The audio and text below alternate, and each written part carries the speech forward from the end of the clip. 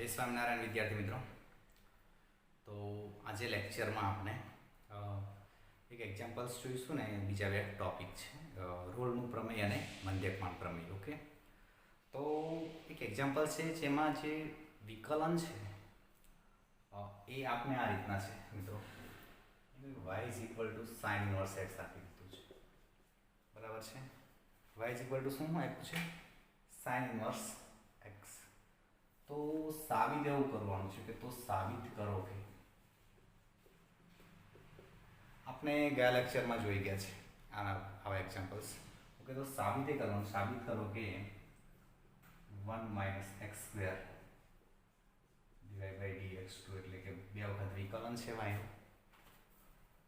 Minus x * dy / dx this is equal to 0, બરાબર છે। આખું સ્ટેપ છે = 0। આ વસ્તુ સાબિત કરવાની છે, આપણી પાસે આ છે અને આ સાબિત કરીશું। ઓકે મિત્રો, તો હવે ધ્યાન રાખજો કો આપણી પાસે અહીંયા જે સાબિતી છે, સાબિતી શું કરીએ છે? તો અહીંયા સિમ્પલ વિકલન યુઝ થવાનું છે મિત્રો। તો આપણી પાસે અહીંયા શું આપેલું છે? ફંક્શન શું છે જોજો, અહીં y = what? sin inverse x છે। y બરાબર શું આપી દીધું છે? sin inverse x। હવે બસ એનું વિકલન કરો છો। અહીંયા જે dy / dx તમને રિક્વાયરમેન્ટ છે તો એક વખત વિકલન હશે ને અહીંયા dy/dx બે વખત વિકલન હશે। બસ થોડું આપણે આમાં પ્રોસેસમાં થોડું ધ્યાન રાખવાનું છે। ક્યાં છે x સાપેક્ષ શું કરશો? x સાપેક્ષ વિકલન કરતા આમાં થોડા આગળ વિકલનના નિયમો ઉપયોગ થવાના છે મિત્રો, તો સમજો બરાબર શું થશે। હવે આનું x સાપેક્ષ વિકલન કરીએ તો y નું કેટલું? dy/dx। ઓકે, હવે sin inverse x નું બધાને ખબર છે શું છે? 1/√1 - x²। આ sin inverse x નું વિકલન છે। હવે થાય શું છે સમજો, આને નંબર 1 આપી દો, જ્યારે પણ જરૂર પડશે તો આનો આપણે ઉપયોગ કરી લઈશું। ઓકે, તો સમજો હવે અહીંયા ફરી x સાપેક્ષ વિકલન કરીએ છીએ। શું કરીએ છીએ? x સાપેક્ષ વિકલન કરતા શું કરીએ છીએ જુઓ તો અહીંયા x સાપેક્ષ વિકલન કરતા તો x સાપેક્ષ વિકલન કરવાનું છે, એમાં આનું વિકલન y નું ફરીવાર થાય છે એટલે શું લખવાનું છે? d2y/dx2 અને આનું વિકલન d/dx લાગુ પાડે છે 1/√1 - x²। તો અહીંયા જે રૂલ્સ લાગુ પાડવાના છે એ જોઈએ છે, સમજજો। અહીંયા એવું કહેવાય છે આપણા એક તો કે આ રૂલ્સ લાગુ પાડીશું, 1/x હોય તો એનું -1/x²। હાલ છે ને અહીંયા સમજો કે 1/, આખો આ જે 1/√1 - x² છે એને શું સમજીશું? x સમજીશું। આટલું x એટલે 1/x જેવું કહેવાશે, બરાબર છે। તો આનું વિકલન આ પ્રમાણે જ થાય, એટલે બીજું ફોર્મ્યુલા લખશે તો 1/√x સોરી √x, બરાબર છે। તો સમજવાનું વિકલન શું થાય, શું થશે અહીંયા સમજો બરાબર લખીએ છીએ કે 1/√1 - x² નો પેલો વર્ગ થશે। ત્યાર પછી જો આ ખાલી 1/, નું થયું, હવે અંદરના વર્ગમૂળમાં x નું થાય તો 1/√1 - x²। ધ્યાન રાખજો, આ રીતના આપણે લખવાનું છે મિત્રો, બરાબર છે। પહેલા 1/x નું, પછી √x એટલે કે 1/√1 - x² નું, પછી √1 - x² નું છે 1/2 અને જે પણ x હોય તે અહીંયા મૂકવાનો છે। અને ગુણાકારમાં 1 - x² નું 1 નું 0 ને પેલાનું -2x, આ રીતના વિકલન થાય। તો મિત્રો શું બનશે સમજો હવે અહીં ગયા કે આ માઈનસ ને આ માઈનસ થઈને પ્લસ થઈ ગયું, આ 2 અને આ 2 પણ જતા રહ્યા, એટલે રહ્યું શું આપણી પાસે? d2y/dx2 = 1/1 - x² અને અહીંયા x તેવાન તેવા આ જે છે અને આ પણ તેવાન તેવા 1/√1 - x²। ઓકે, તો 1/√1 - x² શું છે? 1 માં જુઓ એની કિંમત કેટલી છે? dy/dx, અહીંયા મૂકી દો, પતી ગયું। અહીંયા શું છે? પહેલા તો એવું કે આને પણ અહીંયા ગુણી કાઢી લે 1 - x² d2y/dx2। ઓકે, અને આ જે x એ તેવા ને તેવા મૂકે છે, આની જગ્યાએ શું મૂકીશું? dy by dx. It's simple. Okay, dy by dx. બસ આ બાજુ લઈ આવવાનું, પતી જશે. તો 1 minus x square d2y by dx2 minus x dy by dx, this is equal to 0. Okay મિત્રો, તો આ રીતના આપણે એની સાબિતી આપી શકીએ. ઓકે ફ્રેન્ડ્સ, તો આપણે સિમ્બલ છે y નો એક વખત વિકલન, y નો બીજી વખત, બસ અહીંયા રૂલ્સ થોડું આનું સમજવાનું છે. પહેલા આને આખાને x ચલ જેવો એટલે 1/√, આનો સ્ક્વેર એટલે એ મૂક્યું. પછી આનું તે આ પ્રમાણે થાય 1/, જો વર્ગમૂળમાં જે પણ પદ હોય તેની જોડે 2 મૂકવાના, વર્ગમૂળ સાથે 1 ના છેદમાં. પછી જે અંદર 1 નું 0 ને x નું -2. ઓકે, તો આ રીતના વિકલન થશે. ત્યાર પછી બસ આપણે સાદુરૂપ આપ્યું છે, અમુક કિંમતો જ્યાં જરૂર છે તે આપણે મૂકી દીધી છે. ઓકે, તો એક્ઝામ્પલ્સ તમને ક્લિયર છે? ઓકે, તો અહીંયા પ્રૂફ્સ. હવે આપણે એક ટોપિક વિશે જોવાનું છે, તો જોઈએ.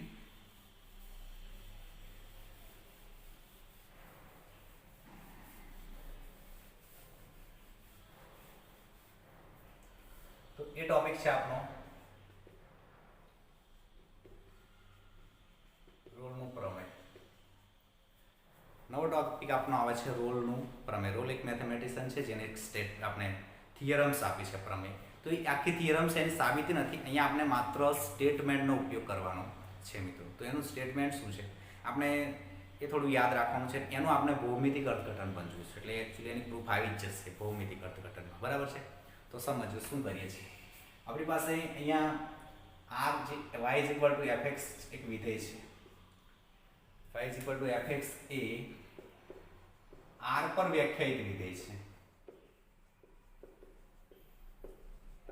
r પર વ્યાખ્યાયિત વિધેય છે મીન્સ કે r માંથી આપણે r ટુ r હશે ફંક્શન, એકચ્યુઅલી r પર વ્યાખ્યાયિત એટલે પ્રદેશ અને સતત. તો અહીં ધ્યાન. હવે રોલનું પ્રમેયનું કથન જે છે શું છે? આપણે 11 સાયન્સમાં ભણી ગયા. આને શું કહેતા હોય છે? જે સ્ક્વેર બ્રેકેટમાં હોય છે એને સૌવૃત અંતરાલ કહેતા હોય છે, અને રાઉન્ડ બ્રેકેટમાં હોય છે એને કેટલા કહેતા હોય છે? વિવૃત અંતરાલ નામ છે, એવું કહે છે. ઓકે, એટલે વિવૃત અને સૌવૃત અંતરાલ આ વિશે આપણે જાણીએ છીએ, એની વધારે અત્યારે ચર્ચા નથી કરતા. ઓકે, અને જો એના વિશે ભણવું હોય તો 11 સાયન્સમાં એક લેક્ચર છે એ તમારે જોવાનો રહેશે. ઓકે, તો સમજો. હવે અહીંયા શું કરીએ છીએ કે જે એકચ્યુઅલી અહીંયા AB સબસેટ R માટે છે. એકચ્યુઅલી R જે વાસ્તવિક સંખ્યા છે એ સંખ્યા રેખા છે. બરાબર છે? તો AB છે એક ગાળો છે, અંતરાલ છે, અને R નો ઉપગણ છે. હવે એવું કરીએ છીએ, સમજો કે અહીં એના કથનમાં એવું થશે કે f એ સૌવૃત અંતરાલ AB માં કેવું છે? સતત હોવું જોઈએ. ફર્સ્ટ કન્ડિશન છે રોલના પ્રમેયના સ્ટેટમેન્ટની. ફર્સ્ટ કન્ડિશન શું છે કે f એ b માં શું હોવું જોઈએ? સતત હોવું જોઈએ. સેકન્ડ કન્ડિશન, f એ વિવૃત અંતરાલ AB માં શું હોવું જોઈએ? વિકલનીય હોવું જોઈએ. આ સ્ટેટમેન્ટ યાદ રાખવાનું છે અને યાદ રહી જાય એવું છે. સૌવૃતમાં સતત અને વિવૃતતા વિકલનીય. અહીંયા AB માં સતત એનો મતલબ એ કે AB ના દરેક જે A થી B ગાળો છે, આપણે અંતરાલ અહીંયા એટલે E હોય ને અહીંયા B હોય, તો A થી B ગાળો જે છે એ A થી B ગાળાની અંદર ના ટોટલ પોઈન્ટ્સ આગળ વિધેય અસ્તિત્વ ધરાવશે. મીન્સ કે વિધેયનું તે પોઈન્ટ આગળ વેલ્યુ હશે, કોઈ બી વેલ્યુ મળશે, નોન ડિફાઇન્ડ ફંક્શન થાય નહીં. માટે AB માં કેવું કહેવાશે? વિધેય સતત કહેવાશે. ઓકે, અને વિવૃત અંતરાલ AB માં કેવું કહેવાશે? વિકલનીય કહેવાશે. મીન્સ કે વિવૃત અંતરાલના બંને પોઈન્ટ જે છે એની આગળ જે બંને પોઈન્ટ અંદરનો જે ગાળો છે, મતલબ કે આની અંદર A અને B ઇન્ક્લુડ થાય છે, આમાં A અને B ઇન્ક્લુડ થતા નથી. એ પણ આપણે શીખી ગયા છે. તો AB અંદરના કોઈ બી પોઈન્ટ મીન્સ કે f નું વિકલન કર્યા બાદ A અને B વચ્ચેની કોઈ પણ કિંમત મૂકીશું તો પણ તે ફંક્શનનું અસ્તિત્વ રહેશે, વિકલન થયેલા વિધેયનું. ઓકે મિત્રો, તો આ બીજી કન્ડિશન. હવે થર્ડ કન્ડિશન આવે છે, તો ધ્યાન રાખજો. થર્ડ કન્ડિશનમાં આવું છે શું છે? f of A is equal to f of B થાય. આ પણ થાય. એક થર્ડ કન્ડિશન આવે છે, ત્રીજી શરત. ત્યાર પછી આવે છે, એટલે આ ત્રણ વસ્તુ થાય તો point C belongs to open AB એટલે કોઈક એટલે ઓપન ઇન્ટરવલ એબી માંથી કોઈક એવો સી મળશે કે જેથી એફ ડેશ સી બરાબર કેટલું થશે 0 થાય. ખ્યાલ આવી ગયો? બસ આટલું સ્ટેટમેન્ટ છે. આનું આપણે ભૌમિતિક અર્થઘટન પણ જોઈ લઈએ. તો વન્સ અગેન એફ જો આગળ વ્યાખ્યાયિત થાય ને એ સૌર અંતરાલ જે છે એબી એ ગાળો આરનો ઉદ્ગમ થતો હોય તો એફ એબી પર એબીમાં સતત હોવું જોઈએ, એફ વિવૃત અંતરાલ એબીમાં વિકલનીય હોવું જોઈએ અને એફ હવે એટલે કે અત્ય બિંદુ આગળ એમની વેલ્યુ કેવી હોય છે? સેમ હોવી જોઈએ. તો કોઈક સી બિલોંગ્સ એટલે કોઈક સી એવો મળે એ અને બી વચ્ચે કે જેથી એફ ડેશ સી બરાબર કેટલું થાય? 0 થાય. ઓકે મિત્રો, તો આ રીતના આપણે રોલના પ્રમેયનું કથન છે. તો આટલું યાદ રહી જશે. એબીમાં સૌવૃત્ત એબીમાં સતત, વિવૃત્ત એબીમાં વિકલનીય અને F of A is equal to F of B થાય. તો કોઈક C belongs to open interval AB મળે કે જેથી F dash C is equal to શું થાય? 0 થાય. આ થોડું એક્ઝામ્પલમાં તમને વધારે ક્લિયર થઈ જશે. તો સ્ટેટમેન્ટ બધાને ક્લિયર મિત્રો? ઓકે, તો હવે એના ભૌમિતિક અર્થઘટન પર જઈએ. તો અહીં ધ્યાન મિત્રો,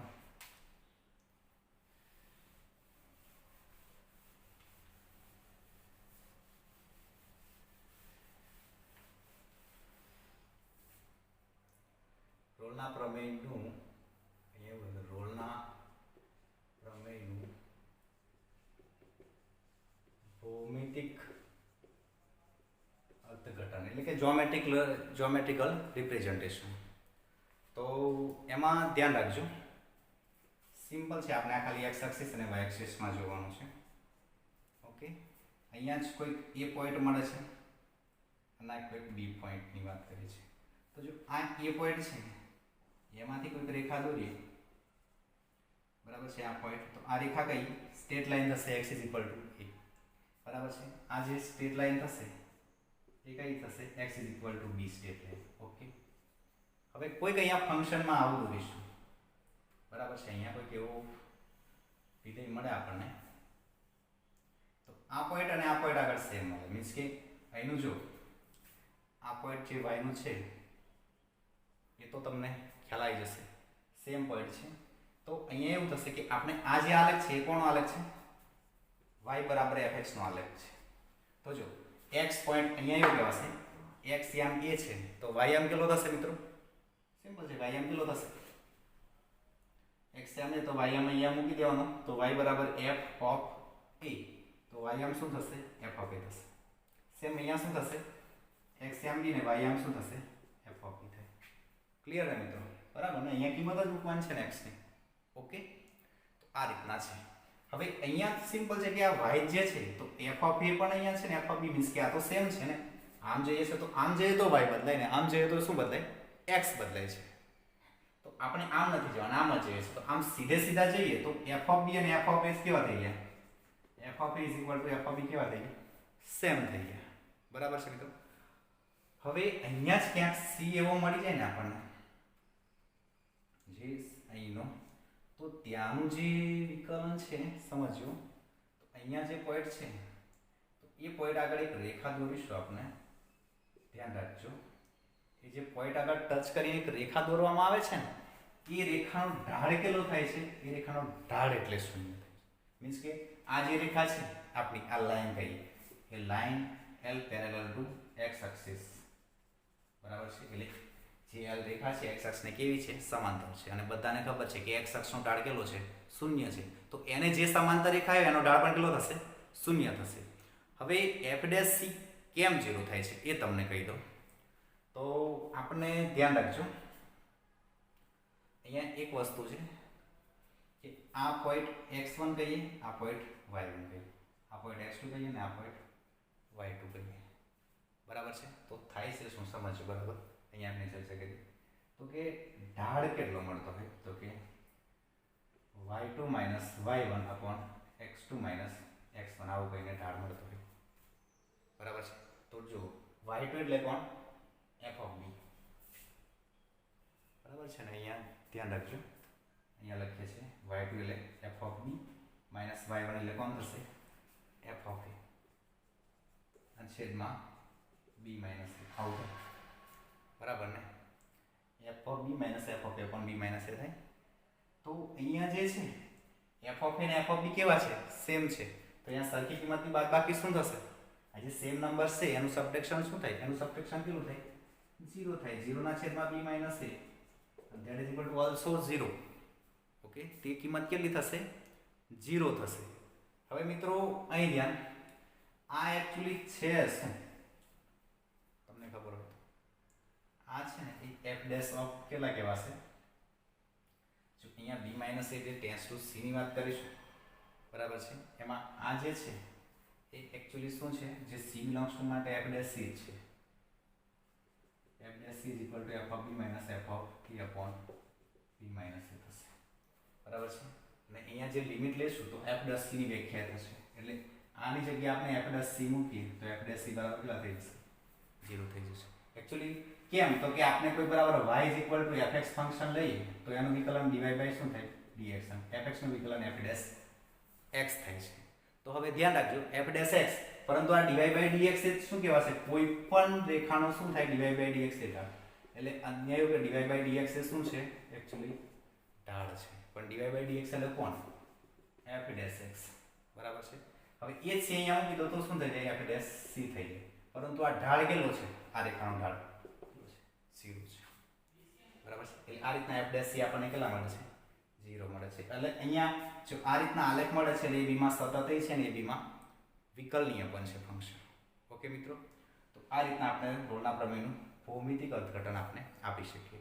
જે f dash c equal to 0 એનો મતલબ કે કોઈક એવું c પોઈન્ટ મળે કે c પોઈન્ટ આગળ જ્યારે પણ એ વક્રને સ્પર્શક દોરીશું તો એ સ્પર્શકનો ઢાળ કેટલો મળે છે? 0 મળે છે. f ડેશ x નું વિકલન c આગળ 0 એનો મતલબ એવો કે તે પોઈન્ટ આગળ જે પણ સ્પર્શક દોરીએ છે એ સ્પર્શકનો ઢાળ કેટલો મળે છે? 0 મળે છે મિત્રો. ઓકે, તો આ રીતના એનું જ્યોમેટ્રિકલ રિપ્રેઝન્ટેશન આપણે આપી શકતા હોય છે. આ જે છે મેં તમને એક વ્યાખ્યા તમને ખબર હોય તો f ડેશ x ની વ્યાખ્યા શું છે જાણો છો? f ડેશ x ની આવી છે limit t tends to x f of t minus fx upon t minus x. આવું પણ છે. બરાબર છે. તો આ રીતના આપણે એની વ્યાખ્યા પણ આપી શકતા હોય છે. ઓકે મિત્રો, તો આ જે છે રોલના પ્રમેયનું રિપ્રેઝન્ટેશન છે. આ જે છે એકચ્યુઅલી f ડેશ ઓફ એ પણ કહી શકાય. બરાબર છે. તો આ રીતના આપણે આનું જ્યોમેટ્રિકલ રિપ્રેઝન્ટેશન પણ આપી શકતા હોય છે મિત્રો. ઓકે, તો બધાને ક્લિયર? એટલે આપણે સ્ટેટમેન્ટ એટલું જ યાદ રાખવાનું છે, આ ટોટલ રિપ્રેઝન્ટેશનમાં નથી પડવાનું. પણ અહીંયા તમને એ થોડું શું છે, મેન મેટર શું છે અહીંયા? તો એક જ મેટર છે કે f ડેશ c એ જે પોઈન્ટ આગળ જે એની વચ્ચે જે પોઈન્ટ c મળે છે એ પોઈન્ટ એવું c હશે કે તે પોઈન્ટ આગળ જે વક્રને ઢાળ રેખા દોરીએ છે ને એનો ઢાળ કેટલો મળે છે? એનો 0 એ ઢાળ મળે. બરાબર છે. એનો ઢાળ 0. તે પોઈન્ટ આગળ જે રેખા દોરીએ છે એનો ઢાળ 0 મળે છે. બીજું એવું પણ કહેવાય કે તે પોઈન્ટ આગળ જે રેખા દોરીએ છે એનો ઢાળ x એક્સિસ જેટલો હોય છે. અથવા એવું પણ કહેવાય કે એ c આગળ જે x અક્ષ c આગળ જે પોઈન્ટ દોરવાના છે, રેખા દોરવાના છે, તો એ રેખા જે છે x અક્ષને કેવી છે? સમાંતર છે. એવું પણ આપણે કહી શકીએ મિત્રો. ઓકે, તો ક્લિયર રોલનો પ્રમેય? ઓકે, તો મળીએ નેક્સ્ટ લેક્ચરમાં. જય સ્વામિનારાયણ.